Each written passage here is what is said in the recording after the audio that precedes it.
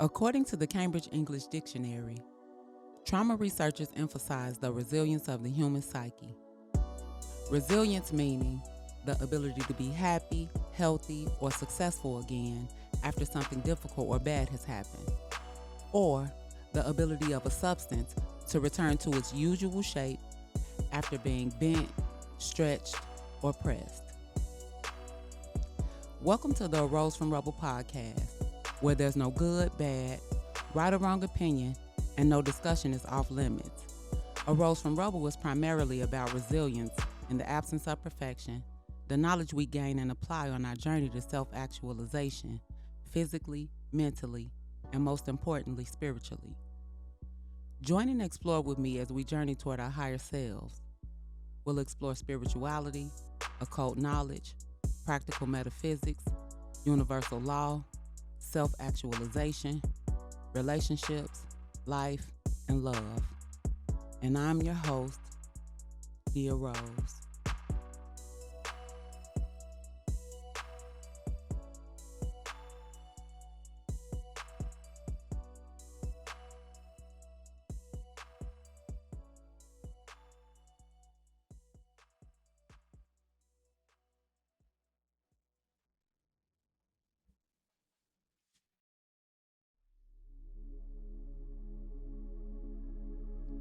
Greetings, gods and goddesses, and welcome to the Arose from Rubble podcast.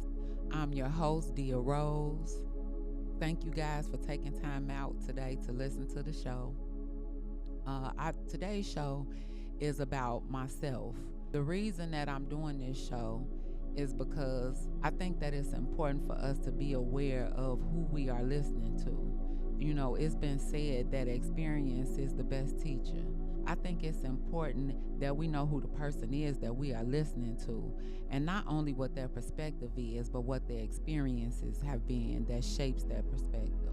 This podcast primarily focuses on spirituality, the spiritual awakening that we are in presently as a collective, as well as universal laws, principles, esoteric knowledge, occult knowledge, all of those things that help me along my journey towards self-actualization, which I'm still evolving in. But more than anything, this episode today is about my personal evolution, and that's important for me to share with you guys so we can find ways in which we can connect or relate, perhaps. So with that being said, I'm gonna start out talking about the earlier years of my life and, some of the things that I've had to evolve from.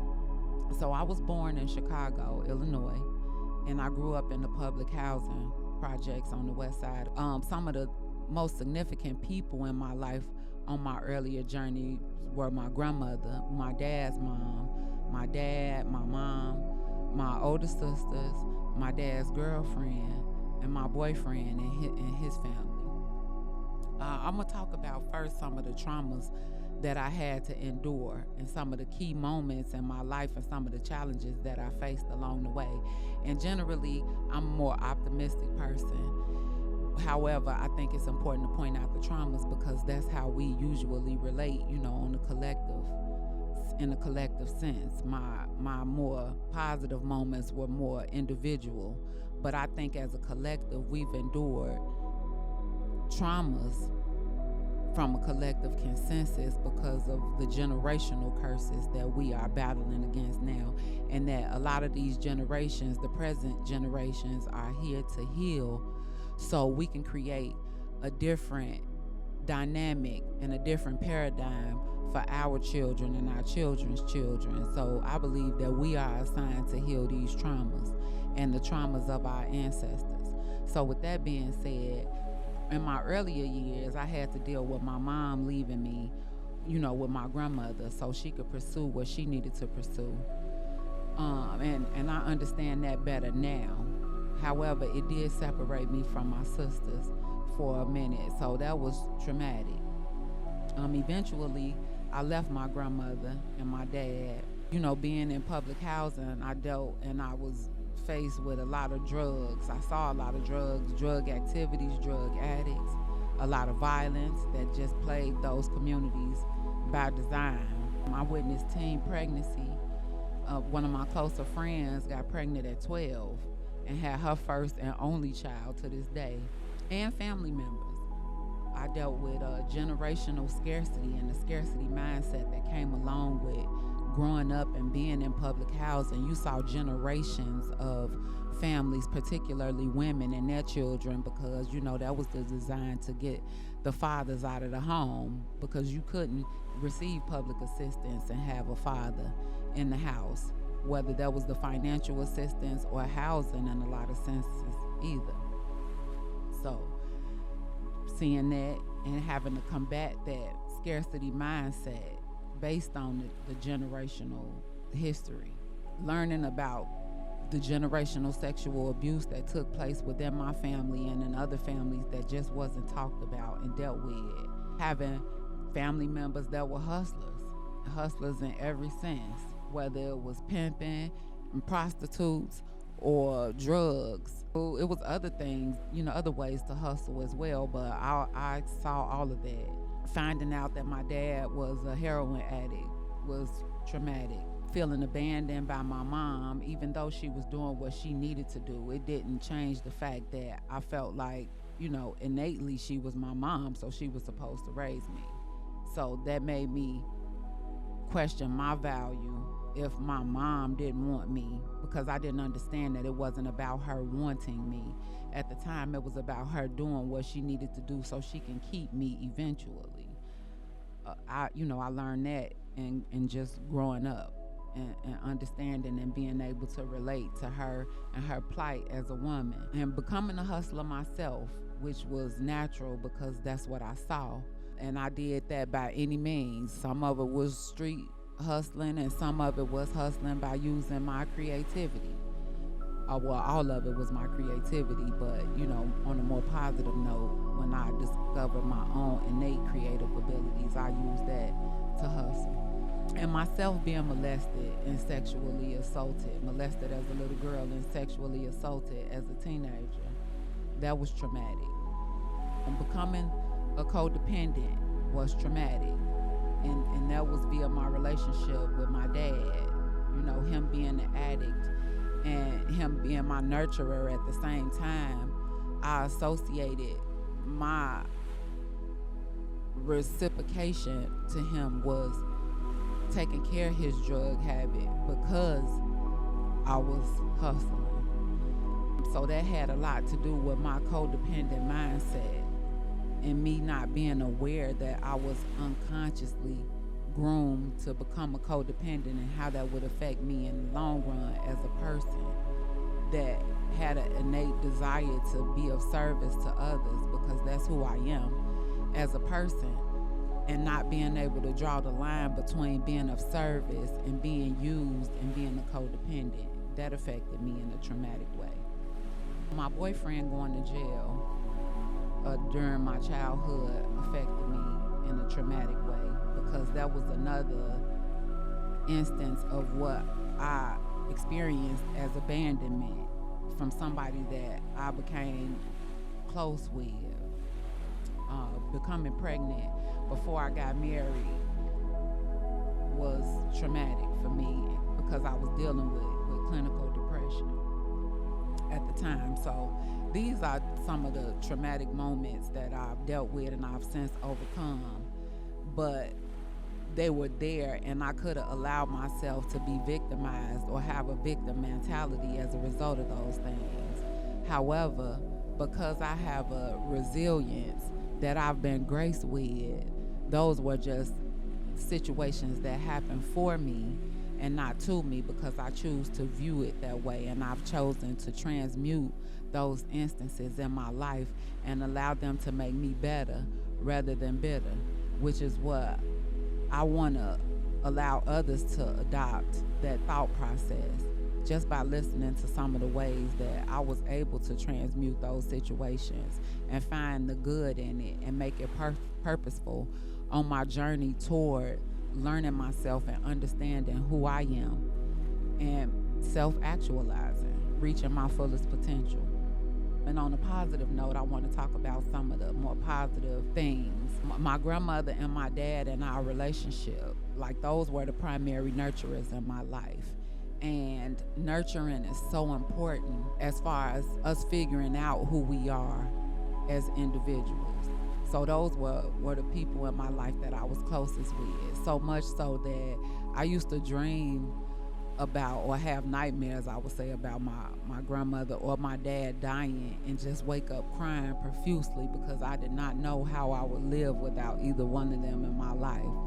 Gardening, and we did that in the projects. I learned how to garden from my grandmother. She was one of the only older women in the projects that did have a garden that we used to actually eat out of regularly. My grandmother taught me how to cook and how to cook from scratch. So of course that's still something that I enjoy doing, and it's a great ability for a young woman to have, especially because I aspire to be a wife one day. Canning, I learned how to can food, how to store food, how to make wine, like just different things that I learned from my grandmother. And more than anything, watching my grandmother hustle. You know, she did a lot of things, some that weren't the most positive things, but a lot of it was what she had to do. So I don't judge her by any means for that. I probably shouldn't have been exposed to it, but my soul knew what my journey was going to be before I figured out what my journey was going to be. So that turned out for my good, and I view that as something positive. And especially learning how to do hair, because that was something that she also did, and that's always my go-to in this life when I've exhausted whatever it is that I'm doing at the time, because I'm a lifetime student. I love to learn, and I'm always open to learning new things, but doing hair has always been that thing that I go back to because I miss it when I'm not doing it, and it gives me an opportunity to express my creativity. So I got that from my grandmother. An experience and a sense of community from being in the housing projects. You know, contrary to society's standard, when I look at where I am now and having a house in the suburbs and the things that me and my husband aspired to do to get out of our circumstance, which was deemed, according to society standard, as probably a negative situation, being in the neighborhood where I am now, I have neighbors everywhere you look, and it's no sense of community because a lot of us don't even know each other on the first name basis, or you know, people look and don't speak. It's a sad state of affairs as far as the humanity amongst us is concerned and our sense of community is concerned. And growing up in the projects, it was contrary to that. And I understand how from the outside looking in, it looked grim. However, some of the best parts of me were groomed in that atmosphere, and even to this day, that sense of community is unmatched. Also, I would say being in a relationship at a really young age was a positive thing because we came from nothing together, and everything we've built together. And so it's no question as far as what we are able to accomplish. And it's actually, you know, became a time in our relationship where those were the ties that bind it. So even when we weren't on the same page emotionally, we still had our history that was the tie that binds, because you know, you learn after being in a relationship for as long as we have that you fall in and out of love. You know, love is fleeting, but when you are committed to what you signed up for, and when you decide and get an understanding that marriage is about, or relationship, you know, whatever you subscribe to, because everybody doesn't believe in marriage, but your relationship is your relationship, and nobody can really tell you how to do that properly or appropriately, or if it's a right and a wrong way, because your way is your way, and it's about the commitment that you guys decide to make to each other, and where your loyalty lies, and what loyalty even is, for that matter. You know, the only thing other people can do outside of what you directly communicate to one another that the expectations are is offer support or offer an objective perspective that you would like to integrate because it resonates with something that you desire to have within your own marriage or relationship. So back to the point is that, being together at a young age was a positive thing for me. And although I felt that my mom abandoned me, watching my mother strive for what was perceivably better was a positive thing. It turned out to be a positive thing that I became to understand as I became a woman myself. And I realized that my mother couldn't give me something that she didn't have because she had a mother that she might have felt the same way about that I felt about her. So that turned out to be a positive thing.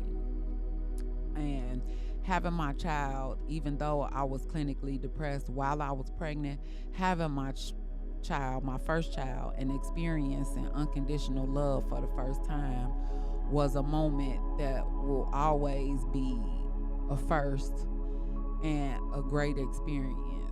So moving forward, some of the more defining moments in my life that I would consider triumphs, tragedies, or things that I had to overcome and lessons that I learned that impacted my situation and my personal perspective and choices were first forgiving my mom, like I said, for the abandonment aspect of my, how I feel like she contributed to my fear of abandonment in my life, was actually forgiving her and mending our relationship. Just realizing that as a woman, she did what she did according to what she knew at the time. And when she knew better, she did better.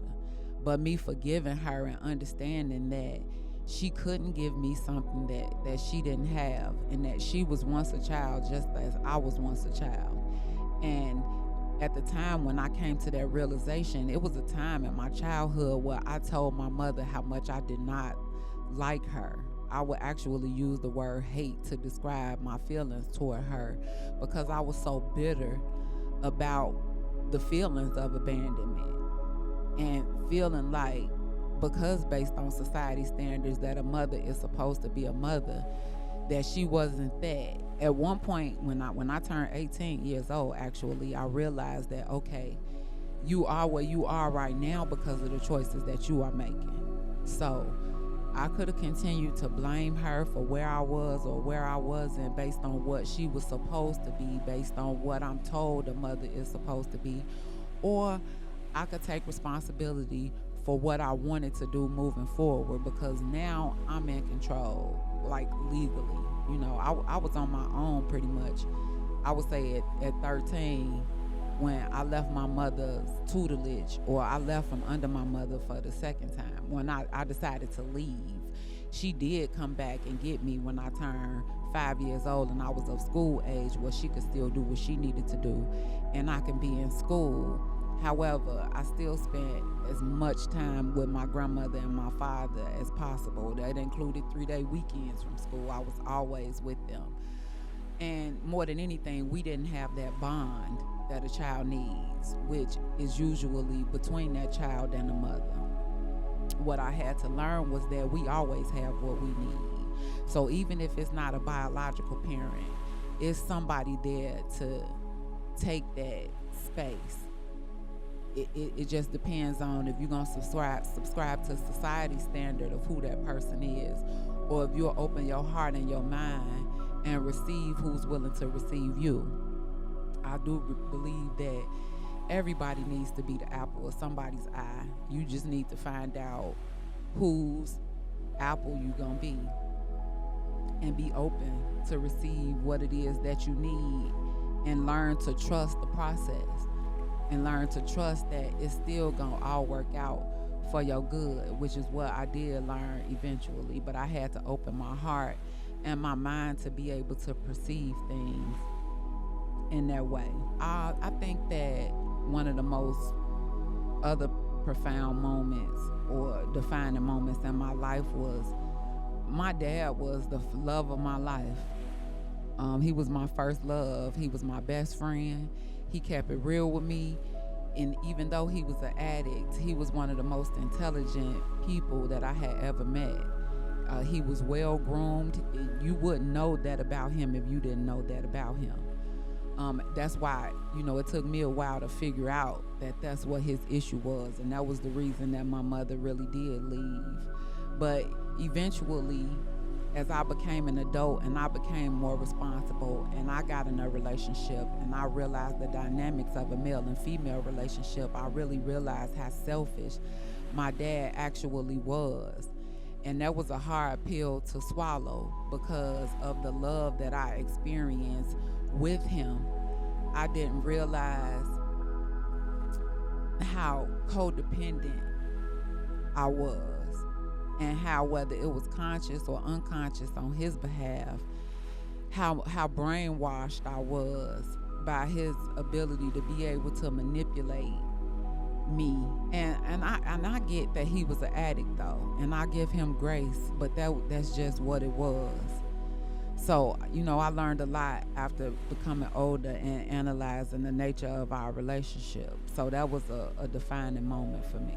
Seeing my grandmother finally leave the projects was a defining moment for me. I was happy for her because she was able to do that for herself. I don't know if that was a dream because we didn't get to have that discussion, but obviously it was an aspiration of hers. And it was a more defining moment for me because I think that was a great aspiration, especially according to society standards and even maybe some of the standards of her siblings, because they didn't live there, at least not when I was growing up. They had houses in other areas, and a couple of my aunts had husbands, got married, got divorced. Some of them still stayed married, but I didn't see that dynamic for my grandmother as far as being in a relationship per se. She did have a boyfriend at one point, but I didn't see her in a marriage relationship. So seeing her being able to accomplish that for herself was great. However, I also saw her decline when she left because of the sense of community that she felt when she was there. And that was a huge lesson for me on a more conscious level of realizing a good thing for her to do just because she was leaving what was presumed to be a negative environment versus what I can truly say that experience was for me. So I would say that deciding that jail wasn't for me as a result of my hustling was a defining moment for me. A lot of my peers, and like I said, my boyfriend and a lot of my family members did succumb to the penal system as a result of street activities. I realized that wasn't really for me. I knew that I had innate abilities and I was too intelligent to go that route, that route wasn't for me. And making a decision to change my life as a result of that was a defining moment. Overall, being in a relationship at a young age, because in that relationship, I broke the first real promise that I ever made to myself, which was not losing my virginity before I was an adult and married, was a promise that I made to myself. So, and in the process of being in that relationship, I did. I lost my virginity. And I also broke my first promise to myself, and realizing how important the promises that we make to ourselves are. And relating to other people as far as their ability to break promises to us, and not considering how easily we break promises to ourselves, is why that was so much of a defining moment in my life. I want to talk about some of the turning points in my life, and realizing that everything that I experienced in my life, good, bad, or indifferent, was necessary in order for me to evolve my consciousness. Realizing the part that I play to this day in my reality. I'm responsible for creating that. Discovering my spirituality and discovering that God is in me was a defining moment, and had a lot to do with one of the major areas where I turn, my life around, or one of the turning points. All of those moments that I just described were huge in me shaping my values and my beliefs moving forward as a woman, making major life decisions and taking certain paths. And all of it influenced my growth on a personal level. Some of my passions and pursuits, as far as things that I hold dear to me or things that I'm passionate about, of course, is spirituality, service to others. I love people. I love helping people, and I love anybody who will allow me to. The difference between who I used to be and who I am now is that my expectation of the relationships being reciprocal is different, because I spent a lot of myself and a lot of my time nurturing relationships that weren't reciprocal, and in turn I was hurt or let down or disappointed as a result. And I've learned since their relationships are reciprocal. A reading is something that I'm really passionate about. Reading saved my life as a result of being separated from my mom real early and dealing with molestation as a child and things like that. I tended to want to escape reality, and I did that through books. So I've read all of my life since I was a little girl. That was one of the things my grandmother used to have me do in front of everybody. You know how your grandma parades you around in front of everybody with the bows in your hair, put you on the fake stage, and how you doing your skits for the holidays and all of that. Reading was very important to me and still is, and I believe to this day that if you could read and comprehend, then you can do and teach yourself anything. Learning is major for me. I'm a lifelong student. I've done so many things and aspired to do so many things just because of my love for learning. I love learning new things. I get bored easily, and just evolution, period, personal evolution. I'm also passionate about love because I realize that life is about love. Everything that I'm doing now, everything that I aspire to do is out of love, and because love is everything. Like, that's evolution. That's what we are evolving to. That's what this paradigm shift is about.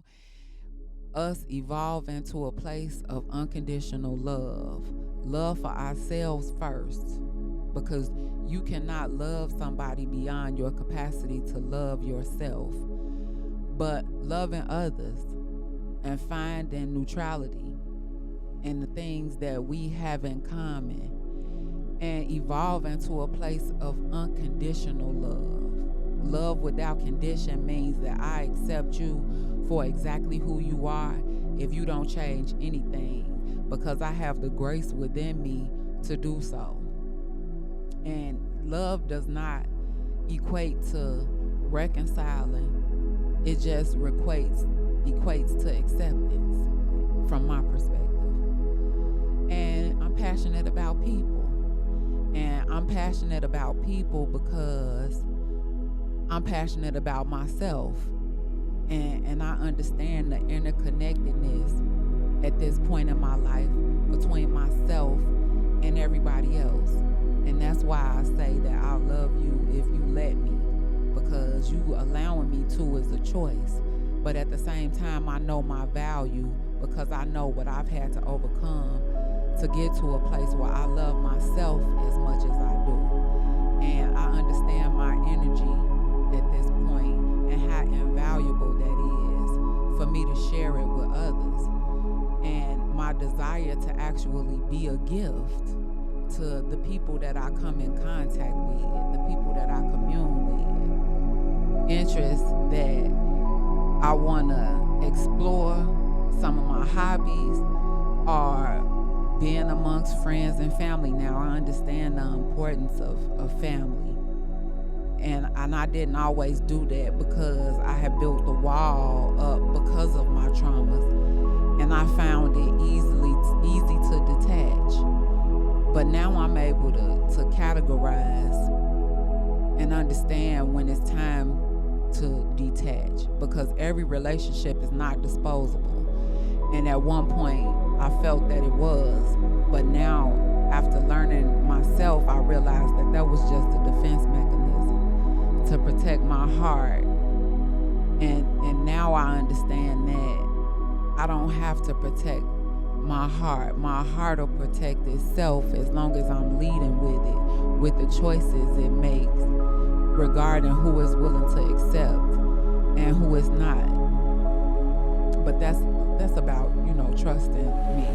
I would say, as far as achievements and regrets, that I've explored several career paths. I've been a hairstylist, which I still am by trade. I've been a loan officer. I've done real estate investments. I've done insurance. As far as studying, I never took the test and passed it. I just took the classes so I could make myself aware for personal choices in my own life. The same thing with taxes. I've done credit repair, just for personal use, personal awareness. I've done carpentry, which is something that I wish I could finish. Like, one of the things that I wish I could do right now is build a house myself from scratch. I do have some information, but it was like by the time that it was time for us to get hands-on within my carpentry program, I teach it quick. So I didn't get to do all of the hands-on aspects. I just have the theory aspect of carpentry. I do understand rendering, so I kind of know how to do a blueprint, but that's one of the things that if I could go back, which I could, and do, that I would do. I've done freight transportation. I've had a trucking company. I've also done freight brokering, where I facilitated the process of moving freight. I've had a boutique, an online boutique, just a whole lot of things, because like I said, I get bored easily. So, and finding myself, because just like, it's good to have endeavors, I'm kind of one of those people that they consider a jack of all trades. So, it kind of confuses you when you a fast learner or when you like to learn. It could be also a place of contention, having that mindset, because you kind of all over the place. So you do a whole bunch of things and you never really finish anything. And that's not a good thing. However, I'm at a place of understanding myself where I realize why I had to do all of those things, or how I could use all of those things in the future to make myself a commodity, especially with what I project is coming based on where we've been and what my understanding is spiritually we are evolving to. I think it's going to be good to have some life skills or different things that you're able to do, because if a bartering system, or when a bartering system becomes relevant again, I have some skills and gifts that I can exchange to get other things that I need that are not within my realm. So that's important. The last thing that I did, and the only regret that I won't even say that I have now, because since I've been, like I said, deep into my spiritual journey, I understand the why, but I did plan to become a nurse. And I did that after getting an understanding of what self-actualization actually was, because I understand now that psychologically, we all grow to a place where we try to figure out what our service to the world is.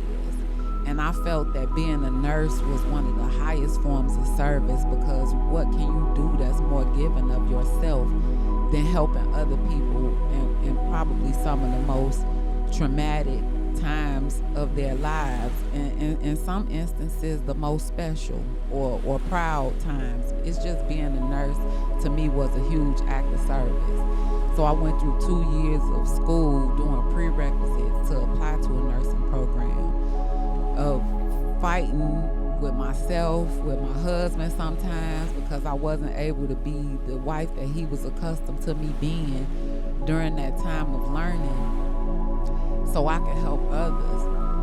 But I sacrificed a lot to do that and to maintain straight A's so I could get that education paid for, all for me to have to digress because life happened and we had to hurry up and start a business to sustain our lifestyle. So I had to digress from that, and I regretted it because I was passionate about it. And like I said, I thought I was on the journey then to self-actualization.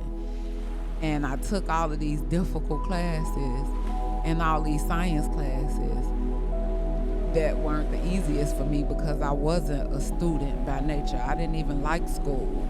So, that was a challenge for me. But I soon realized after getting into metaphysics and universal laws and principles and esoteric and occult knowledge, how much science is involved in that and how much it actually helped me on my journey in metaphysics.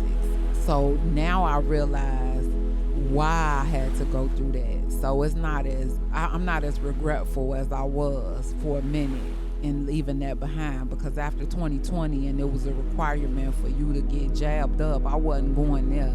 So I totally get why that wasn't a part of my reality anymore, and it wouldn't have been. So it would have probably been even worse or even more traumatic for me to leave that behind after finishing that education, for me to still have to say no because the requirements weren't in alignment with my spirit or some of the things that I had to overcome. But more than anything, my closing thoughts about me and my life and some of the good things, be what you are seeking. So I think it's Gandhi or somebody that, was used to put that out there in the universe, is to be the change that you want to see, and how imperative it is for us to be what it is that we are looking for.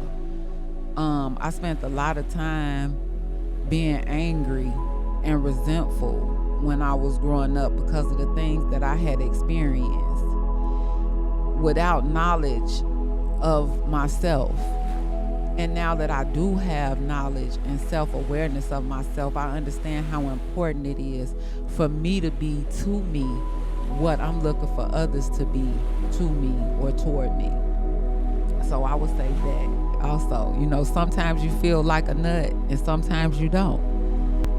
That's life is about ebbs and flows. Sometimes you get it and sometimes you don't. But in those moments that you don't, presents the opportunity for you to figure things out, for you to get some self-acceptance, for you to extend yourself some grace and some unconditional love, the same grace and unconditional love that we accept and expect outside of ourselves. So just accepting that sometimes it's not all right, and that's okay. Sometimes you're going to feel like you're crazy, and that's okay.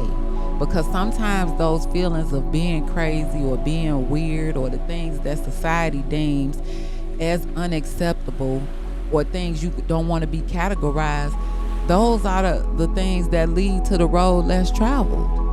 And the road less traveled is the road you want to take, because who wants to be where everybody else is all the time when we look at where we are?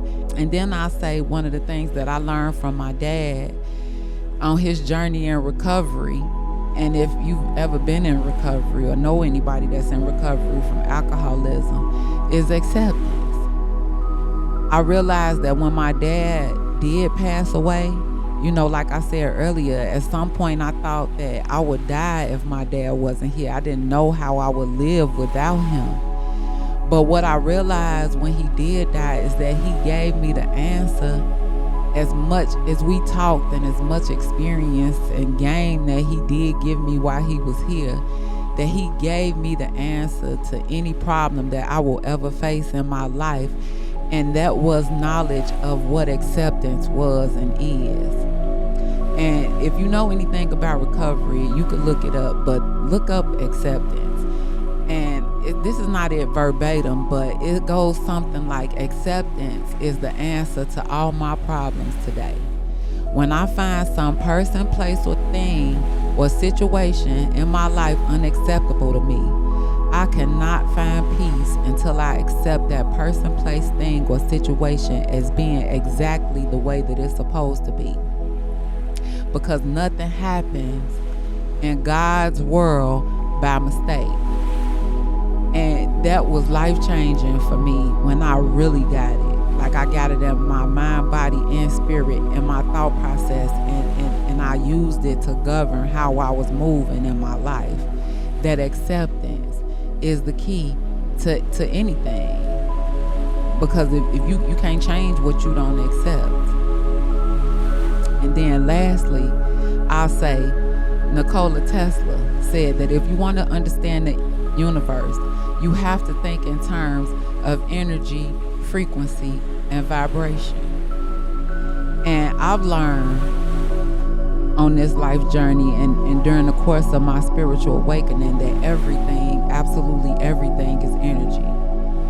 And everything that's energy or energetic creates a frequency. And the frequency is what controls the vibration. And all of that is us and how we govern ourselves on a day-to-day basis and how we govern our lives. And to close this episode, I just want to remind you guys of something that I had to learn, which is that as much as I want to experience love, I have to equally be willing to experience pain, as do we all, because our thinking is not evolved to the extent that we understand that we are spiritual beings first. So a lot of life is happening for us, not to us. And when we adopt that thought process, we understand that it's a necessity for us to go through trials and tribulations, because that's where the evolution is. So I'll say, don't run from it, grow because of it. And contrary to what this system that we are in has told us, and the religious aspect of the system, we are not separate from God. We are direct manifestations of everything that God is. Therefore, we are gods. We are goddesses. We chose to come here. This is school. We chose to evolve. So now we have to perceive beyond this physical existence and become who we are spiritually, physically, and mentally in order for us to get out of this system. Let's elevate and grow into God consciousness. My assignment here is self-mastery. Your assignment here is also self-mastery. Thanks for listening to the Arose from Rubble podcast. As a disclaimer, I am not a licensed therapist, counselor, psychologist, or psychiatrist. I'm a student of metaphysics and occult knowledge who is bona fide in life, relationship, and self-actualization. If you would like your questions addressed live or in private, or perhaps you or someone you know would like to be a guest on the show, feel free to email me at dia@arosefromrubble.com. That's DEA@arosefromrubble.com. Also, subscribe on YouTube, Rumble, Facebook, and Instagram at Arose from Rubble. And again, thanks for listening.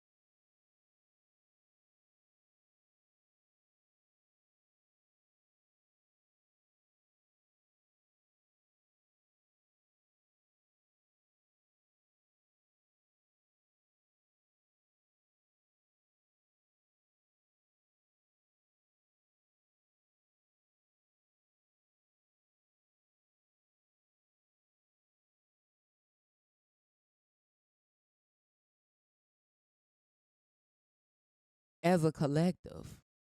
Life is like a box of chocolates. I think that's Forrest Gump. That life is like a box of chocolates. You never know what you're going to get. And you don't. This is a journey. And life, the universe is a university. This is school. We are here to learn. So you don't know what you're going to get. Just know what you do know is that the goal is for you to get you to get yourself, for you to facilitate unconditional love for yourself. That